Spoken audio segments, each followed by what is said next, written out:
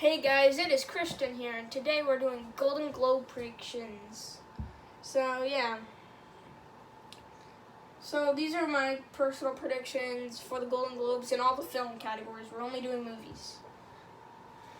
So before we get into this, please like and subscribe and tell me what do you think of my predictions in these 14 categories. Tell me your predictions. I would love to see them, and I would love to comment on them.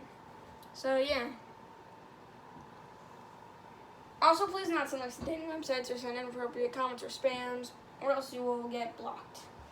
I know bots are doing it, but I just need to post warnings because if I don't, then the websites and stuff are gonna pop up constantly, and it's not gonna be a good thing. But with all that said, let's get started with the predictions. But before we do, I just wanted to kind of state that I just kind of base these predictions off of what the Golden Globes are more likely to nominate and what they're more unlikely to nominate. So these aren't my predictions for the Oscars in any sense of the way, because the Golden Globes and the Oscars have two very different tastes in movies and nominations. So I just kind of replicated what the Golden Globes would do. So, with all that said, let's get started with Best Picture Drama, the most important category. So, if you guys don't know, they split the Best Picture categories into two: Best Picture Drama and Best Picture Comedy and Musical. But let's get started with drama. Number 1 is Trial of the Chicago 7. This is my frontrunner for the Oscars currently, and I think it's more likely to win the Golden Globe because it feels like a very Golden Globe-like pick to give Best Picture Drama to. The only thing is, though, will it be like another Irishman or something like that? It could, but I don't think it will be right now. Number 2 is Nomadland. Nomadland is very subtle, a very subtle pick to win. Here, if it wins, it's gonna be like a Moonlight situation or something like that. But Trial of Chicago 7 is definitely a more safer bet for the Golden Globes, at least. Maybe the Oscars, you could choose any of them, but I think Chicago 7's a better pick here. Better bet here. But I'm not telling you. You have to predict that to win. Number 3 is Mank. Mank is currently number 1 on Gold Derby to win Best Picture Drama. I don't think it's winning Best Picture anywhere because the reactions are saying it's less accessible than Roma and stuff like that. Which is saying a lot because Roma is not really accessible to a lot of people. I liked it. I enjoyed it. It was one of my top 10 favorite movies of that year, but a lot of people don't like it. So, yeah. I don't think it's winning, but I think it's a lock for a nomination. And Gold Derby thinks it's winning, so what do I know? Number 4 is Ma Rainey's Black Bottom. Really strong reviews so far. I think it's a very safe. I think it's obviously going to get a Golden Globe Best Picture Drama nomination.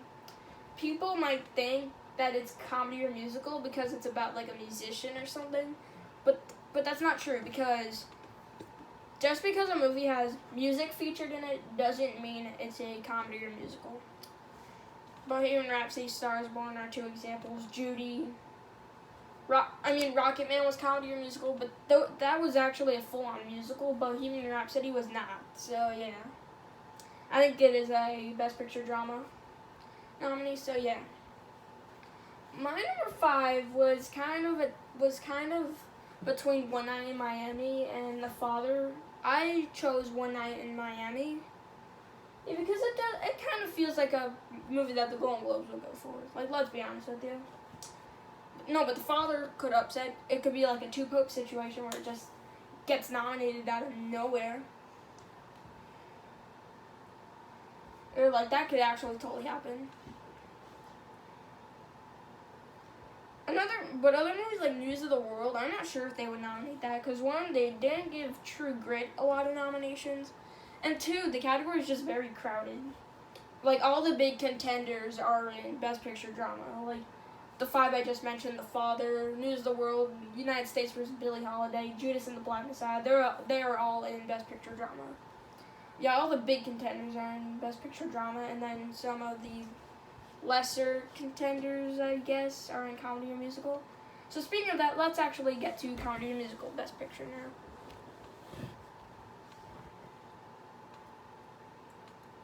Okay.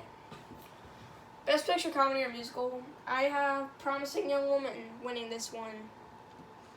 Yeah, I think it's the most likely one to get nominated for Best Picture out of these 5 that I have currently. Number 2 is The Prom. The Golden Globes are going to eat that movie up. Like, they're going to nominate it in a lot of categories that you would not expect it to. So, yeah. They're going to eat it up. They're not going to nominate it for, like, director or screenplay or anything like that. But just kind of, like, picture. It could get, like, an actress nomination, a song nomination, like, and get anything. And the Golden Globes are the most likely ones to like The Prom. That's because the Golden Globes are weird. Like, let's be honest. No, they didn't go for Cats, though, so, yeah. Yeah, The Prom is not like Cats. Cats was disturbing. The Prom just looks like a typical musical. Number 3, Borat 2. I think this is another extremely likely pick for the Golden Globes, particularly. Even though I wasn't a fan of it, I know certain Golden Globe voters are probably going to like it, so I could obviously see them nominating Borat 2. Number 4, On the Rocks. On the Rocks is number 1 on Gold Derby. I don't see it. I don't think it's going to win this one. Yeah, I just don't think it's going to win this one, to be honest. Like, I think number 4 is, like, a safe spot for it, because I think The Prom and Borat 2 are, like, more likely picks to nominate than On the Rocks. But, yeah. And number 5, I have Palm Springs. If I were running these awards, out of the 5, that would be the one I would give the award to. Still have yet to see Promising Young Woman. I hear it's fantastic, though. So, yeah. I think this top 5 is kind of solid, because all the bigger contenders are in Best Picture Drama. Not official, but that's what I'm predicting. So, yeah. Next, we're going to go on to Director.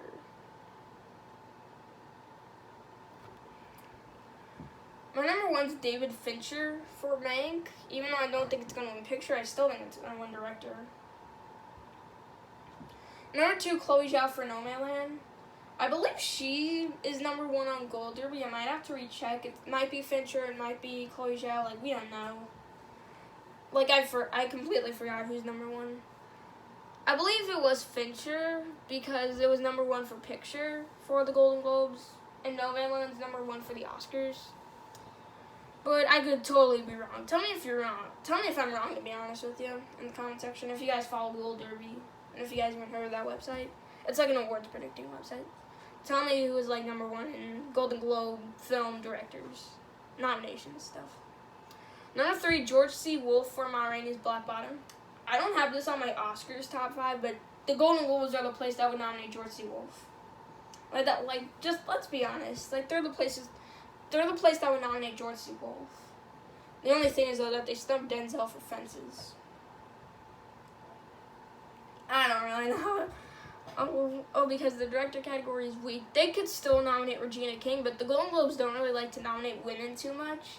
So if I think they're gonna nominate one woman for director, because they don't like to nominate women too much. Number 4, Aaron Sorkin, Chicago 7. I think he's in there for the Golden Globes. He might get stumped at the Oscars, but I think he's safe for a Golden Globe nomination. And then number 5, Paul Greengrass, News of the World. I nominated him for Captain Phillips. Why not? Why not for News of the World? Like, let's be honest. No, actually, I'll pull up Gold Derby real quick and see if it's number 1. Golden Globe Film Nominations 2021.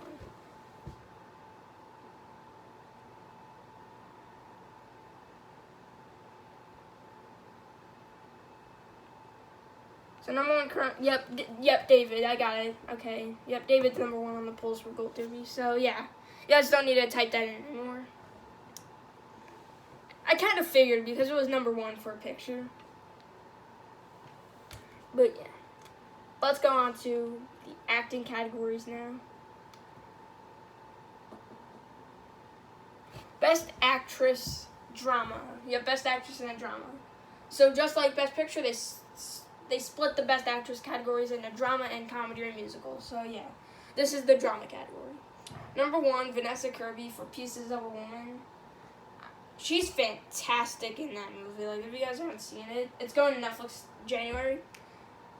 It's fantastic. I highly recommend it. She was fantastic in it. I think she deserves to win it. Like, I definitely think she would win, but she's not a definite frontrunner. Because number 2 is Viola Davis for Ma Rainey's Black Bottom, transforming into Ma Rainey. Like, she's wearing like a fat suit or something like that, I think. Look at the teeth. Look at the teeth in the trailer. I'm still not completely sold of any of the 2 winning, but I think these 2 are like the only like ones that could actually win. And to be honest, yeah, Vanessa Kirby, she's acting a lot. Like, she's screaming and everything. She's yelling and everything. Yeah, that's like the type of performance that wins. Viola Davis, I hear, is not in the movie too much. Number 3, Andra Day for U.S. versus Billie Holiday. I think she has a better chance at winning than my number 4 spot, because she is kind of transforming into like a singer or something. And the movie's coming out like right at the end, like right before eligibility ends for the Oscars. It's coming out February 26th. That's like right when it ends, like the eligibility ends on the 28th of February, so yeah. I think she is more likely to win though, because my number 4 is Frances McDormand for Nomadland. Comparing it to these 3, Vanessa Kirby is acting her face off in every scene she's in. Viola Davis is transforming into Ma Rainey with a fat suit and makeup on the teeth, kind of. Andra Day's playing a singer. And Frances McDormand's performance is very subtle. I think those 3 are more likely to win than the very subtle performance. But maybe the subtle performance could win. Yeah, but I haven't seen it win a lot, though. And then number 5, it was between Kate Winslet for Ammonite and Sophia Loren for The Life Ahead. I ultimately chose Kate Winslet, though, for Ammonite, because I know they're biased towards celebrities. I know the Golden Globes is biased towards celebrities. I think it could apply here. They like nominating Kate Winslet a lot, and I think they could do it here. Comparing it to Sophia Loren, she's kind of another well-known actress to the Globes, at least, I think. Definitely at the Oscars, I think, but I'm not sure if she's like a well-known actress at the Golden Globes. Probably so, though.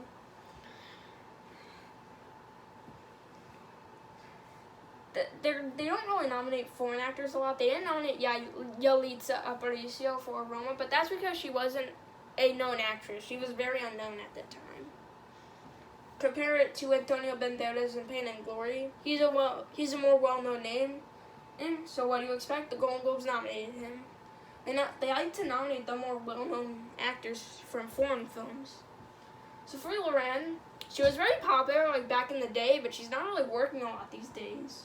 People probably still know her name and stuff, but Kate Winslet's working a lot more these days than Sophia Loren. I barely see Sophia Loren in movies anymore. Like, I haven't seen Sophia Loren in a movie in a long time before this movie, before The Life Ahead.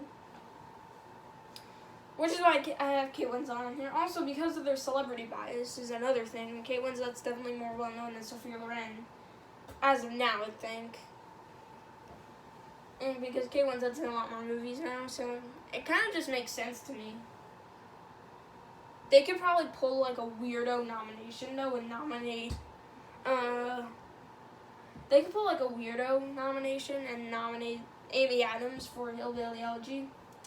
I'm not sure if they're gonna do that because the movie's not that great. So I'm not sure if they're gonna nominate her. But I'll keep it like this for now, but I could totally change it any day because Kate Winslet is not on my list for the Oscars. And by the way, if you want to know who Gold Derby has at number 1 currently for Best Actress in a Drama, they have Viola Davis. I'm going to go out on a limb and say Vanessa Kirby, but that's just me. You guys can say Viola Davis if you want to. Let's go on to Actor in a Drama. Best Actor Drama. Chadwick Boseman for Ma Rainey's Black Bottom. I think he's winning. I think he's going to win everywhere. I would love to see him win a posthumous Oscar. I think it would be really well deserved. I haven't seen the movie yet, and a lot of people are saying that he's kind of overhyped because he died, but I 100% disagree. Let's see who Gold Ruby has at number 1, because I also forgot this one. Because I also forgot who the number 1 was on Gold Ruby. I believe it's Bozeman. Like, that's just my prediction. Oh, wait, no, it's Hopkins. Number 1. That just transitions into my number 2, I guess. My number 2 is Anthony Hopkins for The Father. I think he's going to get in here without a doubt. Without a doubt, he's going to get this nomination, I think. He's number 1 on Gold Derby. I don't think he'll win, but he'll definitely get nominated. His performance is fantastic. Like, if you haven't seen The Father, go see it. It's fantastic. Whenever you get the chance to, of course. And I think Hopkins gives one of his best performances of his career. I have yet to see Ma Rainey's Black Bottom yet. I can't wait for it. That trailer was so good. But I'm definitely going to love it, obviously. Number 3, Delroy Lindo for Defy Bloods. He's going to be like the lone nomination for that movie everywhere. I don't see it getting nominated anywhere else. No picture, no director, no screenplay. Lindo will not suffer from that, though, because his performance is generally amazing, and I think it's well deserved for a nomination. Maybe not a win, but a nomination. Number 4, Gary Oldman, Mank. It might be surprising that I have him this low because he is playing Herman Mankiewicz, but based on what I hear from the movie, he's not the standout performance. I hear he's very good in it, but I don't hear he's the standout. I could definitely see him being like Robert De Niro from The Irishman, where like random critic circles like snub him everywhere, and then it ultimately leads to a Golden Globe snub, and then a SAG snub, and then a BAFTA snub, and then an Oscar snub. The Critics' Choice have like 7 nominees. 7 nominees is enough to nominate Gary Oldman. But Robert De Niro was not getting any nominations for The Irishman besides The Critics' Choice. I could definitely see Gary Oldman being like that, though. He might get snubbed at the Oscars.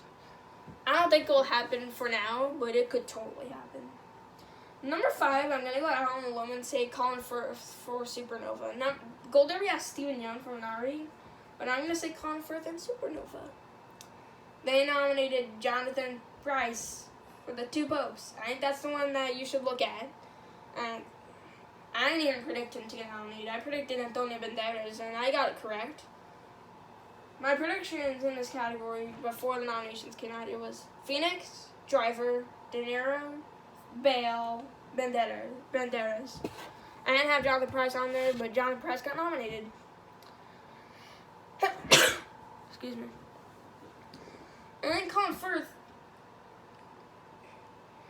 when the movie comes out in January, it's one of the few movies I still haven't seen yet. I cannot wait. That trailer looked pretty good to me.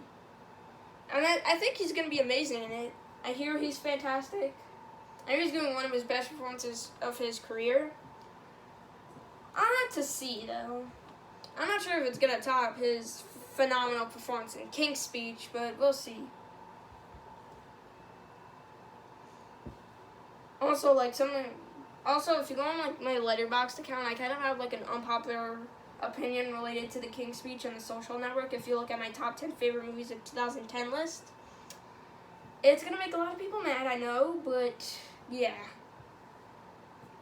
I do think Colin Firth for Supernova will get nominated, though. Stephen Yeun could still get nominated for sure. Tom Hanks, he could totally get nominated. Riz Ahmed, Sound of Metal, not as likely, but whatever. Kingsley Ben-Adir, it's just too crowded. I just don't see it. And let's transition into the comedy categories now. So, yeah. Let's start with Best Actor in a Comedy or Musical. So, yeah. Number 1, Sacha Baron Cohen for Borat 2. He's winning it. Like, I cannot see anyone else winning this but Baron Cohen. Even though I didn't like Borat 2, he was still kind of funny in it. He was like one of the saving graces of it for the movie, along with Maria Bakalova, but we'll get to that soon. So I think he could win. Number 2, Bill Murray for On the Rocks. I think he would be campaign and lead, and I think he'd get nominated. Let's be honest. I did not love it on the rocks. I liked it, but I wanted to love it, and I did not love it too much. But it was still a pretty good movie, and I think it had fantastic performances from Bill Murray and Rashida Jones. So I think they're nomination worthy here. Number 3, Andy Samberg for Palm Springs. Please nominate him.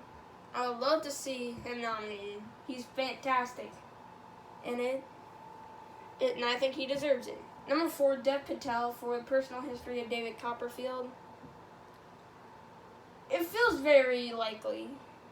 Yeah, I think they would nominate it. And then number 5, Pete Davidson for King of Staten Island. He's great in the movie. I love the movie. I love that movie. I think he was great in it. I think he's worthy for the nomination, to be honest with you. There's not really other ones I could see, maybe besides like James Corden and The Prom, but that's because they're biased towards celebrities. But yeah, I think this is the 5. And I think Gold Derby actually agrees with me that Baron Cohen's number 1. So yeah, let's go to Best Actress in a Comedy or Musical Picture. Number 1, Carey Mulligan for Promising Young Woman. Winning. She's winning it. Michelle Pfeiffer is number 1 on Gold Derby. No, not gonna happen. Carey Mulligan's like the only one that I could see winning, and then the other ones are just nomination worthy. Michelle Pfeiffer for French Exit. The movie's not good, but she's fine in it, and I could see her getting nominated here. Number 3, Rashida Jones for On the Rocks. She's great in it. I don't think she's as great in On the Rocks as Bill Murray, but she's still pretty good in it. Number 4, Maria Bakalova for Borat 2. I think she's in there. She's great in the movie, and I think they would nominate her. Unless they do a double nomination for The Prom, which we'll get to that, with 2 actresses. But I just think they're going to nominate 1 actress from The Prom for now. Which transitions into number 5. Gold Derby currently thinks Meryl Streep for The Prom will get nominated, and I do think she would be lead there. But the thing is, though, it is basically because of their celebrity bias that it could totally happen, like a Cate Blanchett in Where'd You Go, Bernadette. But she isn't really the clear lead in the movie. But maybe they just won't matter. But I actually don't have her on my list. She's probably like number 6 or something, though. But number 5, I actually have another actress from The Prom, who is the actual lead in the movie, not just the supporting, being campaigning lead. My number 5 is Jo Ellen Pellman for The Prom. Yeah, I think she'll get nominated here. Like, she is the lead in the movie, and maybe she could be good in it. The movie looks fine, but it could have some pretty good performances. Meryl Streep would only get nominated because of celebrityism, because the Golden Globes are biased towards their celebrities. But Jo Ellen Pellman is the true lead in The Prom, and I think they would nominate the true lead instead of a supporting being campaign lead. Well, Maria Bakalova is like the same thing, though. She is a supporting being campaign and lead. I would assume she is lead at the Golden Globes, but yeah. The only thing hurting Maria Bakalova, though, is lack of name recognition. No one really knows who she is, but yeah. Maybe except for people who actually see Borat movies and stuff. Like, maybe outside the people who predict awards and stuff, they don't know who she is. Yeah, they do nominate younger actresses, though. Like Haley Steinfeld, age 17, Elsie Fisher, 8th grade, Beanie Feldstein, Booksmart. Like, that, it just seems likely that they would nominate someone like Jo Ellen Pellman. So, yeah. Let's transition in the supporting categories. So, supporting actress. So, they don't split up the supporting categories. On like the 2 lead actor and lead actress categories, they just keep it as 1. So, number 1, Amanda Seyfried for Mank. She is the declared frontrunner. Declared frontrunner. Let's be honest. Like, she is the declared frontrunner. Number 2, Olivia Colman for The Father, who I believe is number 1 on Gold Derby. Yeah, I think she is number 1 on Gold Derby. Last I checked, she was number 1. She's phenomenal in the movie. The thing is, though, I'm not sure if they would nominate her. And then number 3, Ellen Burstyn for Pieces of a Woman. She's in there. I think she will get nominated for sure. Number 4 is Glenn Close for Hillbilly Elegy. The movie was not great, but she was good in it, and I think they'll nominate her for that. And then number 5, I'm gonna go out on a limb and say Saoirse Ronan, because of the same thing, celebrity bias. Compared to like my other 2 that I would have in here, you just can't really. Yo Jung Yeon for Minari would be my personal pick if I was voting for these awards. The thing is, though, no one knows who she is. No one from the general public knows who she is. No one except for the people who predict awards. She's my 5 for the Oscars currently, but I don't think the Golden Globes will nominate her. I'm sorry. Well, no, one will be on the lookout, though, is Jodie Foster for the, I don't even know how to pronounce it. That trailer just came out today. She could get a Golden Globe nomination, like Annette Bening in The Report. Like, let's be honest. I actually wouldn't be surprised if a few days from now I'm actually changing my predictions and putting Sophia Loren and Jodie Foster on these categories instead of the Ammonite actresses, because The Ammonite's not a great movie. But the other one I had in contention was Helena Zengel for News of the World. The thing is, though, they don't usually nominate actresses that young. They didn't nominate Haley Steinfeld for True Grit and stuff. So, yeah, it just doesn't seem likely. Saoirse Ronan's probably the most likely, kind of, not really. But I wouldn't be surprised if I changed my predictions within hours, probably, to Jodie Foster. So, yeah. Then we got supporting actor. Number 1's Daniel Kaluuya for Judas and the Black Messiah. A lot of people think he's lead. I personally have him in supporting. He could be lead, though, but and I would have him on probably. But he is the supporting in the movie, so I would probably have him on supporting, just to be safe. Number 2 is Stanley Tucci for Supernova. I hear he's fantastic in it. I hear he's fantastic in it. They nominated, like, Anthony Hopkins and, like, the 2 popes and stuff. I think Gold Derby's, like, trying to make an argument for, like, David Strathairn to get nominated. It's not going to happen. He's barely in the movie. Number 3, Sacha Baron Cohen for Chicago 7. I would have him winning this. The thing is, though, would he win 2 awards in one night? I'm not sure if they would do that. Like, let's be honest. And then number 4, Mark Rylance for Trial of Chicago 7. Double nominated right there. This is something that boggles my mind, kind of. Mark Rylance is number 1 on Gold Derby to win supporting actor here. I don't believe it. I don't believe it, personally. Less likely, personally, it's because Baron Cohen's, like, the bigger standout out of the cast. And you also have, like, Stanley Tucci, Daniel Kaluuya, and then my number 5, who is Leslie Odom Jr. for One Night in Miami. He's less likely than the others because he's the least known name out of this entire stack of actors, I think. They're all well-known people, which is why I think they're all going to get nominated. Of course, Leslie Odom Jr. is most known for Hamilton.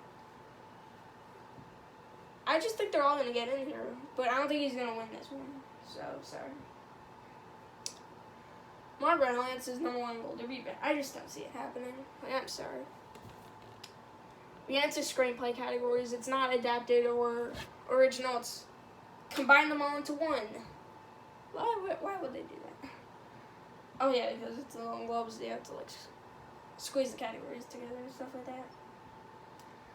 But, yeah, let's get into that. It's just one screenplay category. Number 1 is Trial of Chicago 7.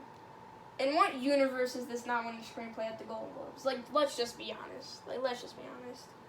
What universe is this not winning screenplay anywhere? Like, this is, like, the most likely movie to win screenplay ever. I would say so far, it's going to sweep.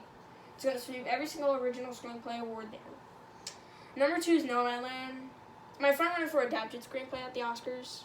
I think it would get nominated here. Mank, very likely for screenplay at this point. I think it's actually number 1 on Gold Derby, but I just don't see it being the other 2. Number 4, One Night in Miami. Definitely, it's my number 2 for adapted screenplay. I could see it happening. Number 5, I'm gonna go out on a limb and say The Father because they nominated the 2 popes. That's the one to look out for. They nominated the two popes in screenplay, and The Father is kind of like that to me. And The Father is just a beautifully written movie. Like, it's fantastic. I would actually want to be sad if it got nominated, to be honest with you.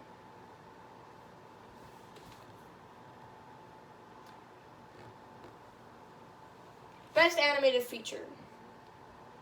In what universe is Soul not winning this? Like, let's be honest. It's getting Best Picture. It's going to get a Best Picture nomination at the Oscars, I think. It's winning another category that we're going to get into later. How does that not make it the front runner? Let's be honest. How does that not make it the front runner? Number 2 is Onward. The Globes are very likely to nominate something like Onward. Like, let's be honest. They are likely to nominate Onward. They nominated The Good Dinosaur. That's kind of my thing right there. And then number 3, Over the Moon. Over the Moon's a fantastic film. A lot of people hate it, but I loved it. And I think it's a very Golden Globes pick to nominate. The only thing going against it, though, is that it's Netflix, and they didn't nominate any Netflix movies last year. Yeah, they didn't nominate Klaus, and they nominated Lost My Body. Instead, they nominated the Lion King remake. Well, yeah, they nominated the Lion King remake. That's absolutely ridiculous, let's be honest. Number 4. I'm telling y'all, I don't think this will get nominated at the Oscars, but the Golden Globes are the place that would nominate the Croods: A New Age. They are the place that would nominate Croods. Because they always nominate the bigger animated movies. They nominated Rise of the Guardians, Hotel Transylvania the same year. They nominated Cloudy with a Chance of Meatballs a few years before, 2009. They nominated Sing. They nominated Sing at the Golden Globes. Yeah, the Golden Globes are weird, I'm telling you. Boss Baby, but no, Boss Baby got nominated everywhere. Ridiculous, because it's not a good movie. I don't get why Boss Baby got all these animated feature nominations. Is when you have great animated movies like Captain Underpants or Lego Batman to nominate. You choose to nominate Ferdinand and Boss Baby. I loved Coco. I loved The Breadwinner. I think Loving Vincent was great. But the other two, Ferdinand's just meh, and The Boss Baby's pretty bad. So why would you nominate those two instead of movies like Lego Batman or Captain Underpants? No, Captain Underpants, that wouldn't be a nominee. Like, let's be honest, that would not be nominated. And then number 5, I have Shaun the Sheep for Armageddon. I think this will get nominated at the Oscars. I think it is eligible for this year's Oscars. The thing going against it, though, at the Golden Globes is it eligible for this year's Golden Globes? I don't really know, to be honest with you. I'm not sure if it's a this year movie or a campaign last year movie. I believe it is a this year movie, but yeah. There's one movie I did leave off of here. Wolfwalkers. That's actually my number 2 for animated feature right now at the Oscars. Why is that not here? It's because it's a lot less known than these other 5 movies. Than these other, 4 at least. Shaun the Sheep Farm again, and it went on Netflix, and no one talked about it after that. Croods: A New Age just came out. Now, people are still talking about Over the Moon. And Soul's getting reviews, phenomenal reviews. And Onward already came out, and people are still talking about Onward. So it's not really well known to a lot of people. But they did nominate The Breadwinner, but they did not nominate Secret of Kells.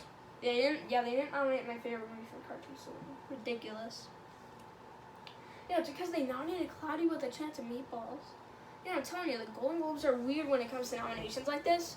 This category was actually pretty difficult because you have 6 movies, and I had to squeeze them all into 5 spots. It's pretty difficult. If I had to squeeze Wolfwalkers in here, though, the one I would take out is Shaun the Sheep for Armageddon, but they did nominate the first Shaun the Sheep, so I think it's pretty safe here. Well, no, that one's also a Netflix movie, though. And they didn't nominate any Netflix movies last year. They didn't nominate Klaus, and they didn't nominate I Lost My Body. Yeah, I'm telling you, they're not really kind of streaming movies, I guess. At least in the animation genre. Let's go to music categories now.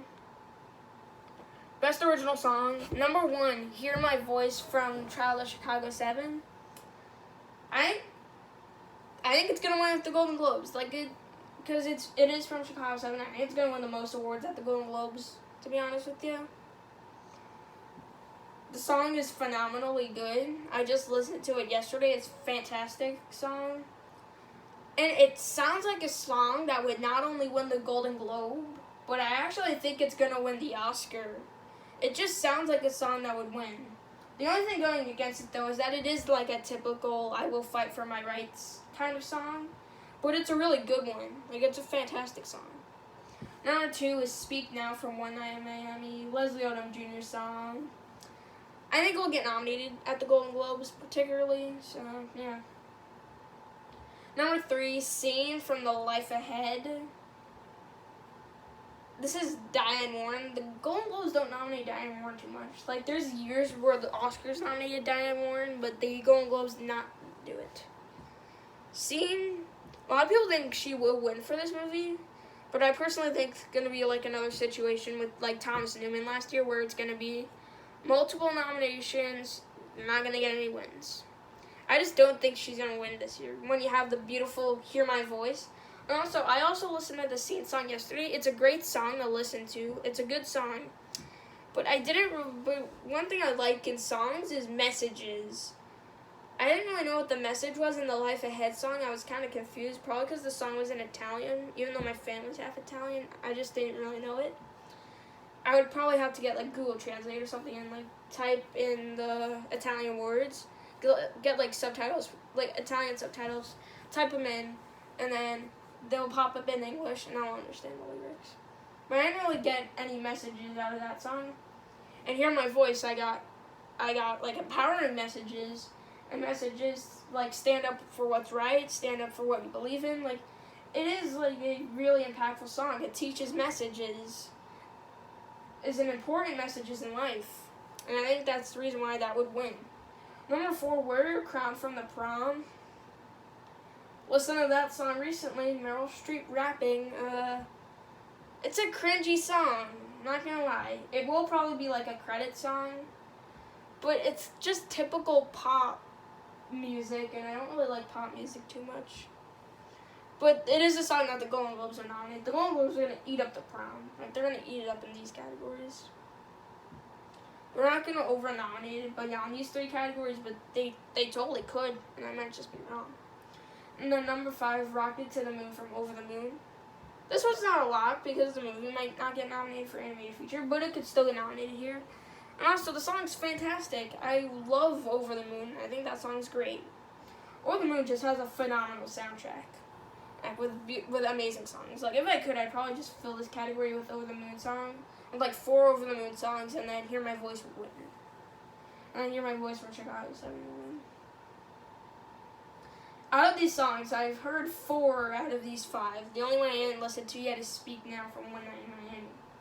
I'll listen to it whenever I get the chance. So, yeah. We're almost done, guys. I know we're almost 40 minutes in, but we're almost done. Best Original Score. I have Soul winning this one because they gave the award to Up. And I hear it's a phenomenal score. Like, whenever the soundtrack comes out, I'm going to listen to the soundtrack. I'm going to eat up the soundtrack. I'm going to listen to both the albums by Jon Batiste and the albums by Trent Reznor and Atticus Ross. That's because I'm going to love that jazz music, and I'm going to love the mystical stuff. Like, it's my cup of tea. I cannot wait for Soul, and I'm going to love it, and I can bet you that's probably going to end up being my favorite movie of the year, because I'm just too excited for it. I mean, I loved Minority and Child, Chicago 7, but Soul, it looks incredible. I can't tell, though, right away, so I'm going to have to wait. 3 more weeks. Can 3 more weeks come any sooner? Yeah, they can. Because I'm rewatching all the Pixar movies. Number 2, Mank. So it's Trent Reznor and Atticus Ross versus Trent Reznor and Atticus Ross. Yeah, I think these are the only 2 I could see winning. Then you have 3, which is News of the World.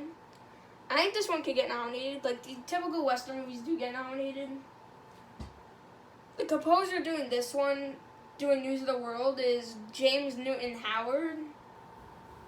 I'm not familiar with a lot of his stuff, but I I hear he's a phenomenal composer, so I might have to hear some of his work one day. Number 4 is Tenet. This score was done by Ludwig Göransson, who did Black Panther. It's a really riveting, really heart-beating score. Like, I would love to see this score nominated, to be honest. And we reached the 40-minute mark. Yeah. Sorry I didn't interrupt. And then number 5, Trial of Chicago 7. This is going to be the Bribe nominee. It's going to be a surprise out of nowhere nominee. The one doing this, the one who did the score is Daniel Pemberton. They nominated him a lot. The Golden Globes. They nominated him for Motherless Brooklyn. Remember that? I think they're going to do the same thing for Chicago 7. So, yeah. And we are at the final category. Thank goodness. We've reached 40 minutes, but we're finally at the final category. That is Best Foreign Language Film. Number 1's Another Round from Denmark. This is like the front runner everywhere, I think. I think it was submitted, and I think it'll get nominated. It's not the most well-known movie in the category here at the Golden Globes if it doesn't get nominated, but I think it'll still win. Number 2, The Life Ahead from Italy. Even though the Oscars did not submit it, the Golden Globes could still nominate stuff that wasn't submitted. Like, they nominated Portrait of a Lady on Fire. Number 3, Minari from USA, because they nominated Farewell, and Minari is more than 50% in a different language, so it qualifies here. And then number 4 is Never Gonna Snow Again from Poland. This was Poland's submission for the Oscars. I think will get nominated. And then number 5, Two of Us from France. This is France's submission for the Oscars. Thank God they didn't submit. Jeez. Yeah, I had to get that out there. You guys know I had to get that out there. But yeah, I think they can nominate this one too. The submission that for Italy was a documentary. But they don't nominate documentaries though. No, but Denmark was Denmark. But Another Round was Denmark's submission for the Oscars, and I think it's the most likely movie to win probably everywhere. It's a fantastic movie. I loved it. It had the festivals and everything.